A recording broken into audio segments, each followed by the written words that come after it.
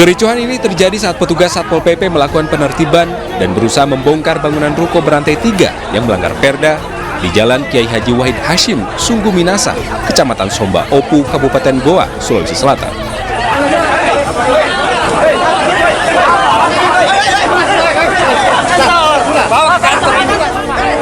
Sekelompok warga tiba-tiba datang menyerang dan memukuli petugas Satpol PP, hingga aksi saling pukul terjadi di depan ruko pun tak terhindarkan. Akibat penyerangan ini, satu orang petugas Satpol PP Kabupaten Goa mengalami luka lebam. Yang ada terjadinya kericuhan. Ada kejadian ini, saya sendiri tidak tahu bermulanya dari mana. Bapak sendiri, Pak Kasat sendiri juga tidak tahu juga kan. Saya sudah mau pulang tadi itu. Untuk menghindari kericuhan semakin meluas, petugas Satpol PP mengamankan seorang pelaku pemukulan ke Mapolres Goa untuk dimintai keterangan. Karena tidak kita lakukan pembongkaran secara utuh karena mengganggu hukum. Tiba-tiba beberapa kelompok, kurang lebih 10 orang, datang menyerang Satpol. Sehingga terjadilah miskomunikasi, terjadi kalau saya dasar ada terjadi perkelahian saya lihat. Nah, kebetulan saya sebagai penanggung jawab langsung ke Polres, melapor langsung terkait dengan adanya insiden tadi. Ada anggota atau yang sempat terluka, Pak? Ada terluka. Saya segera ke untuk saya visum. Untuk meredam kericuhan, petugas Satpol PP Kabupaten Goa terpaksa menunda pembongkaran bagian depan ruko dan akan kembali dilakukan pada Senin mendatang. Dari Kabupaten Goa, Sulawesi Selatan, Bugma, iNews melaporkan.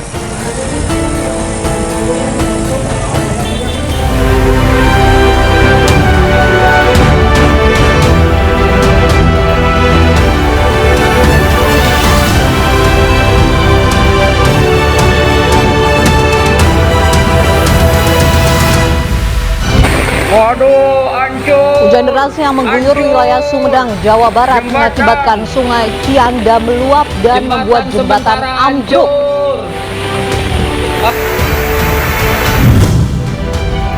Pembunuh istri dan penculik anak pengusaha fried chicken di Kabupaten Bekasi, Jawa Barat ditangkap.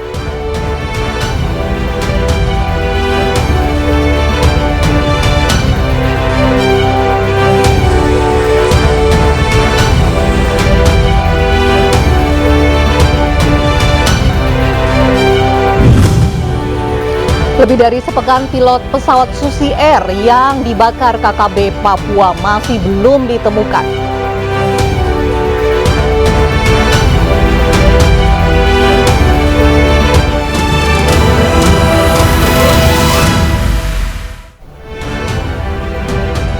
Selamat sore, demikian tadi berita pilihan iNews Sore. Bersama saya Kutsia Firdausi yang akan menyampaikan informasi menarik dan terbaru selama 1,5 jam ke depan. Pemirsa, hujan deras yang mengguyur wilayah Sumedang, Jawa Barat mengakibatkan sungai Cianda meluap dan membuat jembatan ambruk. Akibat jembatan ambruk, 2 kecamatan terisolir. Hancur, jembatan. Derasnya arus air yang mengalir di sungai Cianda di Desa Babakan Asem, Kecamatan Conggeang, Sumedang, Jawa Barat mengakibatkan jembatan penghubung antar 2 kecamatan ambruk terbawa arus. Peristiwa ini terjadi saat hujan deras mengguyur wilayah Sumedang hingga membuat aliran sungai deras mengalir. 2 kecamatan yang terisolir diantaranya Kecamatan Conggeang dan Kecamatan Ujung Jaya, Kabupaten Sumedang, Jawa Barat. Pasca ambruknya jembatan, aktivitas warga nyaris lumpuh. Untuk dapat melintas, warga mengandalkan tali tambang dengan dipandu warga sekitar. Ya, diantar soalnya di sininya kan curam, takut kepleset ntar jatuh. Terus? Jadi diantar. Nah, itu berangkat sekolah apa gimana, Pak? Ya, berangkat sekolah. Terus? Paling antar jemput, kalau pulang ntar dijemput lagi gitu. Takut di sini soalnya licin di sininya. Jembatan runtuh, terus SD-nya juga mau habis terkikis air. Jadi ini mungkin bisa dibetulin SD kayaknya berapa meter lagi. Selain menghancurkan jembatan, tepian sungai Cianda terus tergerus saat volume air sungai meningkat. Warga berharap pemerintah segera membangun jembatan yang hancur agar mobilitas warga dapat kembali normal. Dari Sumedang, Jawa Barat, Deben HVA, iNews melaporkan. Menolak diamankan seorang pemulung terlibat aksi adu mulut hingga nyaris baku hantam dengan petugas Satpol PP saat terjaring razia penyandang masalah kesejahteraan sosial di Tanah Abang, Jakarta Pusat. Sang anak histeris ketakutan saat melihat ayahnya dibawa petugas. Ya udah Bu, Bapak ajak dulu. Bocah perempuan ini sontak menangis histeris saat melihat ayahnya tengah bersih tegang dengan petugas Satpol PP yang melakukan razia.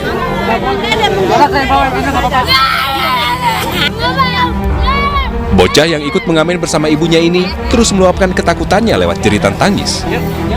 Sang ibu yang khawatir anaknya ikut dibawa petugas memintanya agar tak melepaskan pegangannya.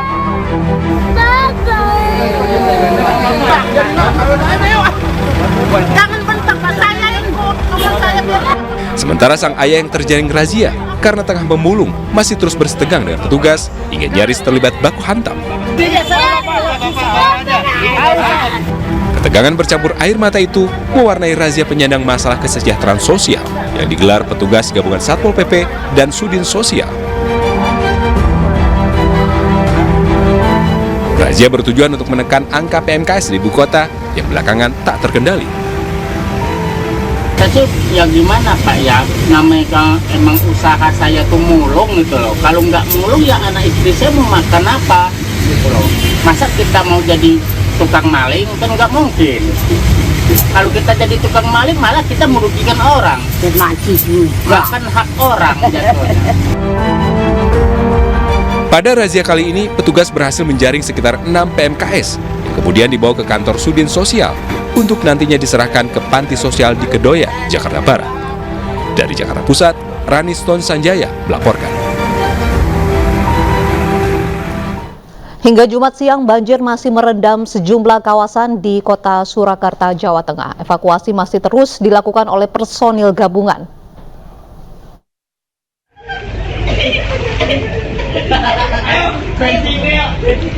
Sejumlah personel kepolisian dengan menggunakan perahu karet menyusuri wilayah terdampak banjir yang berada di Kelurahan Gandekan, Kecamatan Jebres, Kota Surakarta, Jawa Tengah. Di lokasi ini ketinggian air mencapai dada orang dewasa. Dengan menyusuri lokasi terdampak banjir, petugas mengevakuasi korban banjir dari dalam rumah. Hingga Jumat siang, Sungai Bengawan Solo terlihat masih meluap hingga mengakibatkan 16 kelurahan di 4 kecamatan terendam banjir. Sejumlah warga dievakuasi ke lokasi aman dari banjir. Titik makan, tadi ada tiga titik pengungsian di AT3.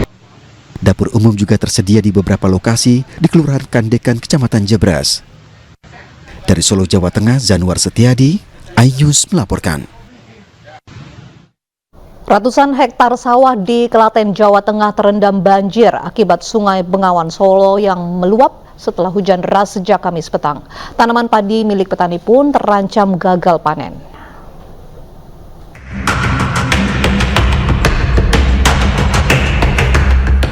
Sungai Bengawan Solo yang meluap sejak Kamis petang tak hanya merendam perkampungan warga. Di Klaten, Jawa Tengah, 175 hektar sawah di 2 desa di Kecamatan Wonosari, Klaten yang berada di bantaran sungai terendam banjir. Salah satunya di Desa Bener dan Sidowarno.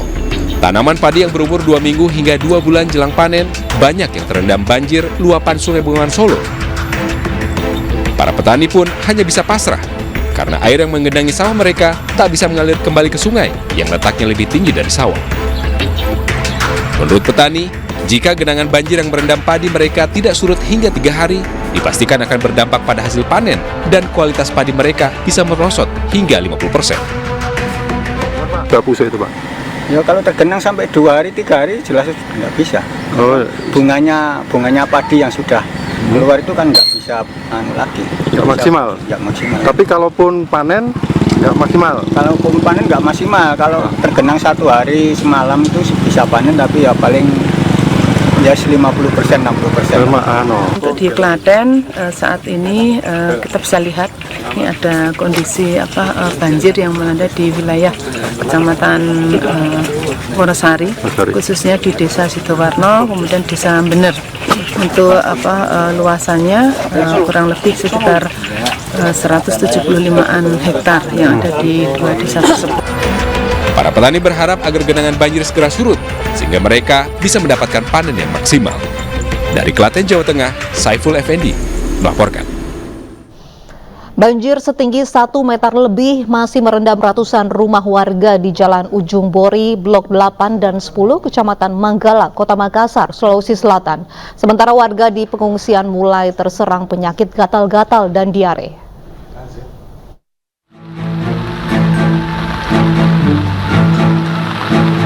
Banjir setinggi 1 meter lebih masih merendam ratusan rumah warga di Jalan Ujung Bori Raya Blok 8, Kecamatan Manggala, Kota Makassar, Sulawesi Selatan.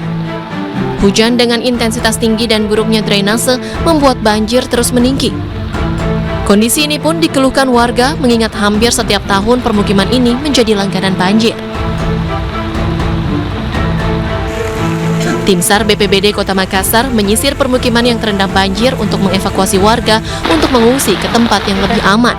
Namun sebagian warga ada yang memilih bertahan di lantai 2 rumahnya. Tadi kita ke dalam, ketinggian dari papan itu meterannya sudah 110, kurang lebih 110 cm tingginya di jalanan, sampai 15 kakak semua yang mengungsi di Masjid Al-Muttaqin, sebagian ke rumah-rumah keluarganya. Itu 15 kakak berapa jiwa ini? Ada 58 jiwa. Ratusan jiwa yang mengungsi saat ini membutuhkan bantuan seperti air bersih, obat-obatan, pakaian, dan makanan siap saji. Warga berharap adanya langkah konkret dari pemerintah Kota Makassar dalam mengatasi banjir yang selalu terjadi setiap tahunnya. Dari Makassar, Sulawesi Selatan, Yoel Yusfin, iNews melaporkan. Tim SAR gabungan berhasil menemukan jenazah ketiga korban banjir yang melanda Kabupaten Sika, Nusa Tenggara Timur. Korban ditemukan tersangkut di antara bebatuan sungai.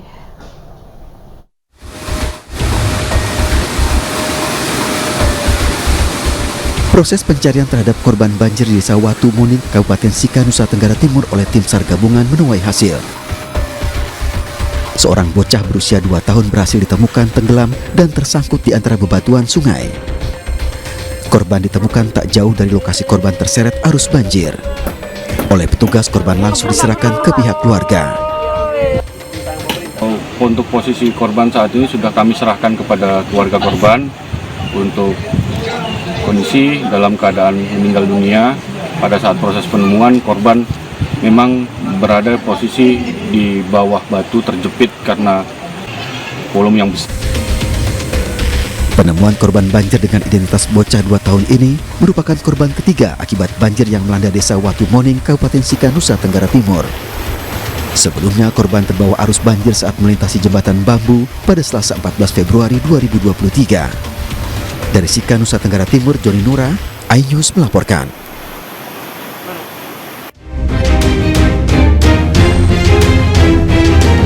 Menyatakan terdakwa Ferdi Sambo SH MH, menyatakan terdakwa Putri Chandrawati menjatuhkan pidana kepada terdakwa tersebut, oleh karena itu dengan pidana mati. Menjatuhkan pidana terhadap terdakwa Putri Chandrawati dengan pidana penjara selama 20 tahun. Menjatuhkan pidana terhadap terdakwa Richard Eliezer Budiang Lumiu dengan pidana penjara selama 1 tahun dan 6 bulan.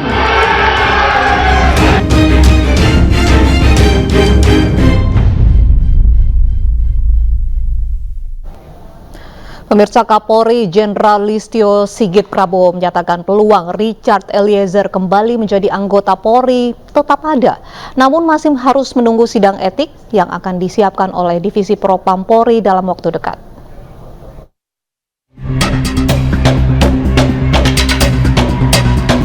Terdakwa pembunuhan Yosua Huta Barat Richard Eliezer akhirnya divonis 1 tahun 6 bulan penjara oleh Majelis Hakim Pengadilan Negeri Jakarta Selatan. Vonis dibacakan Hakim Ketua Wahyu Imam Santoso setelah hakim membacakan sejumlah fakta-fakta persidangan. Mengadili 1. Menyatakan terdakwa Richard Eliezer Budiang Lumiu terbukti secara sah dan meyakinkan bersalah melakukan tindak pidana turut serta melakukan pembunuhan berencana. Menjatuhkan pidana terhadap terdakwa Richard Eliezer Budiang Lumiu dengan pidana penjara selama 1 tahun dan 6 bulan. Sontak suasana Pengadilan Negeri Jakarta Selatan, terutama di dalam ruang pengadilan, riuh teriakan dari para pendukung Richard Eliezer. Terdakwa Richard pun tak kuasa menahan tangis usai mendengar vonis yang dibacakan Hakim Ketua. Usai divonis, Kapolri Jenderal Listio Sigit Prabowo menyatakan peluang Richard Eliezer kembali menjadi anggota Polri tetap ada. Namun masih harus menunggu sidang etik yang akan disiapkan oleh Divisi Propam Polri dalam waktu dekat. Balik ke Brimob lagi ya Pak ya? Itu terbuka Pak ya? Ya, peluang itu ada. Sidangnya kapan Pak sidang etik Ya, sendiri Pak? kita sedang melihat proses yang ada dan kita minta untuk tim dari Propam untuk mempersiapkan segala sesuatunya kalau memang sudah bisa dilaksanakan. Sementara itu, Lembaga Perlindungan Saksi dan Korban LPSK bakal membantu Richard Eliezer mengajukan pengurangan masa tahanan setelah divonis 1 tahun 6 bulan penjara. Untuk seorang justice collaborator, salah satu bentuk penghargaannya adalah pemberian hak-hak terpidana.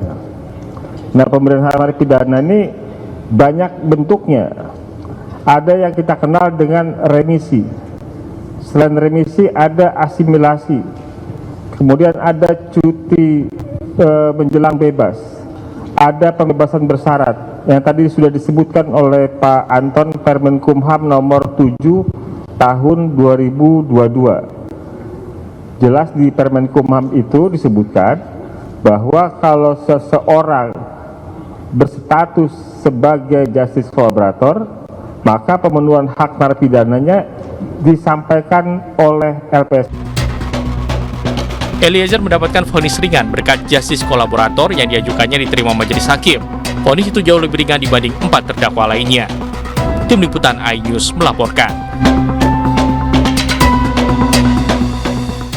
Sementara itu, 4 terdakwa pembunuhan berencana Brigadir Yosua menyatakan banding atas putusan majelis hakim, sedangkan Richard Eliezer memilih untuk tidak mengajukan banding atas vonis 1 tahun 6 bulan penjara. Menjatuhkan pidana kepada terdakwa tersebut oleh karena itu dengan pidana mati. Kasus pembunuhan Brigadir Yosua belum usai. Pasalnya 4 terdakwa pembunuhan berencana Brigadir Yosua mengajukan banding atas putusan majelis hakim. Banding untuk terdakwa Kuat Ma'ruf diajukan pada tanggal 15 Februari, sedangkan Ferdi Sambo, Putri Chandrawati, dan Ricky Rizal diajukan pada tanggal 16 Februari 2023. Sedangkan untuk terdakwa Ferdi Sambo, Putri, kemudian terdakwa RR itu diajukan juga upaya banding sudah dinyatakan. Pemirsa, kita bergabung ke Polda Metro Jaya untuk mengikuti konferensi pers terkait dengan penculikan dan juga pembunuhan bos fried chicken. Pencurian dengan kekerasan dan juga penculikan terhadap anak-anak di bawah umur. Nanti akan disampaikan oleh Direktur, di mana ini adalah merupakan gabungan tim antara Polda Metro Jaya pada Unit 2 Subdit Jatanras, Dit Reskrim Polda Metro Jaya, dan Polres Bekasi. Mendasari pada laporan terdahulu, yaitu adanya peristiwa yang dilaporkan pada tanggal 16 Februari 2023 dengan pelapor atas nama Febri Noviana, suami korban. Kira-kira itu yang bisa saya sampaikan. Selanjutnya akan dijelaskan oleh Pak Direktur bagaimana kronologis dan kemudian dalam proses penyelidikan ini. Silakan kepada Pak Direktur. Assalamualaikum warahmatullahi wabarakatuh. Salam sejahtera buat kita semua. Rekan-rekan sekalian, pada kesempatan sore hari ini kami akan melaksanakan rilis ataupun penjelasan awal tentang adanya tindak pidana pembunuhan berencana, kemudian juga pencurian dengan kekerasan karena ada barang-barang korban yang diambil di sini, dan serta penculikan. Bahwa kasus ini terjadi pada hari Kamis tanggal 16 Februari 2023 sekitar pukul 08.30 pagi. Bahwa pembunuhan ini menurut keterangan tersangka telah direncanakan selama 3 hari. Kemudian pada hari itu korban masuk ke dalam rukonya untuk berjualan, dan pada saat masuk ke dapur langsung diadakan pemukulan menggunakan tabung gas kepada korban di arah kepala berkali-kali. Kemudian karena berteriak, kemudian dibantu oleh tersangka yang lain, yang ini adalah anak di bawah umur usia 14 tahun, ini membantu memegangi termasuk ikut memukul. Kemudian sampai dengan korban diduga ini sampai meninggal dunia, tersangka keluar. Kemudian ternyata ada tetangga-tetangga yang menghampiri ke dalam mendekati ruko, namun dijelaskan oleh para tersangka ini karena ada ular, sehingga tetangga-tetangga ini kemudian tidak jadi masuk ke dalam ruko tersebut. Namun kemudian setelah suami daripada korban ini masuk ke ruko, didapati istrinya ini sudah meninggal dunia, sehingga pada saat itu dilaporkan pada pihak kepolisian. Karena ini disertai dengan penculikan yang merupakan kejahatan ataupun kasus atensi, tim Polda Metro Jaya ikut membantu dan membentuk tim khusus untuk melakukan pengejaran. Kemudian karena keterangan saksi dan juga beberapa alat bukti ada persesuaian, kita menyimpulkan dugaan kuat pelaku adalah karyawan daripada korban ini, yaitu ayam goreng ya, karyawan ayam goreng. Nah kemudian kami langsung melaksanakan pengejaran, ya, tim gabungan antara Subdit Jatanras Ditreskrimum Polda Metro Jaya dan Satreskrim Polres Metro Bekasi. Kemudian pada pukul 1 dini hari tadi pagi, kita berhasil menangkap salah satu tersangka di daerah Subang, tepatnya di Jalan Pantura, Kecamatan Sukamandi, Ciasem, Subang, Jawa Barat. Kemudian setelah kita menangkap salah satu orang tersangka, kita minta informasi di mana anaknya. Ternyata 150 meter daripada lokasi ditangkapnya tersangka ini, kita akhirnya berhasil menyelamatkan salah satu bayi korban, ya, ini korban penculikan di dalam pos ronda yang dalam keadaan kosong. Alhamdulillah selamat, kita amankan, dan saat ini kita sudah serahkan kepada pihak keluarganya. Kemudian rekan-rekan sekalian, kita adakan pemeriksaan secara intensif terhadap pelaku ini, sehingga pada siang tadi kami bisa memastikan bahwa pelaku hanya 2 orang. Karena sekali lagi rekan-rekan sekalian, kita berdasarkan saintifik, kita tidak percaya terhadap pengakuan tersangka saja, tapi harus kita padukan dengan alat bukti yang lain. Di sini kita simpulkan hanya 2 orang tersangka, yaitu tersangka HK dan MA.